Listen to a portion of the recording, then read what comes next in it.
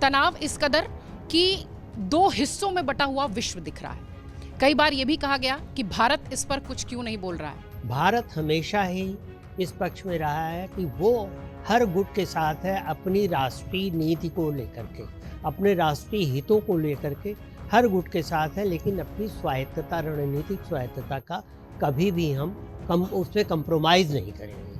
दवाओं में अब भाई ये बात तो सही है, किस भारतीय को बात अच्छी लगे कि अमेरिका से हम सैंक्शन लें 30 दिन के लिए, वो भी वो तेल जो समुद्र में जहाजों में लोड हो चुका है वही आप ले सकते हैं। गवर्नमेंट का रवैया थोड़ा ढुलमुल सा है। जब आप कई चीज़ों को बोलने में 4 दिन का 5 दिन का समय लगा देते हैं, कई चीज़ों के ऊपर खुल के अपनी बात नहीं रख पाते हैं, कई चीज़ों को आप बिल्कुल इग्नोर कर देते हैं।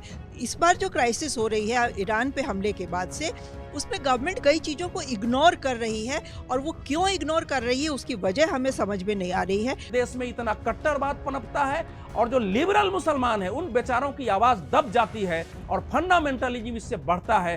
कांग्रेस की पूरी भूमिका इस समय देश में मुस्लिम कट्टरवाद को प्रोत्साहित करने, उसको बढ़ाने, उसका समर्थन करने की। और सेलेक्टिव दुख प्रकट करने से ही प्रश्न खड़ा होता है। ये प्रश्न कभी नहीं आया कि आप सत्ता पक्ष से सवाल नहीं कर सकते। पूरा अधिकार है, विपक्ष को सबसे पहला अधिकार ये है कि वो सत्ता पक्ष से प्रश्न करे। लेकिन बाटला हाउस पे इनकाउंटर होता है और हिंदू पुलिस वाला मरता है तो आपके आंसू नहीं गिरते, लेकिन मुठभेड़ पे जब मुस्लिम मारा जाता है तो आप रोती हैं। और वो रोता हुआ सोनिया गांधी जी को सिर्फ कांग्रेस के नेता सलमान खुर्शीद देखते हैं। निर्मम स्वार्थ के अलावा भारत को कुछ नहीं देखना चाहिए।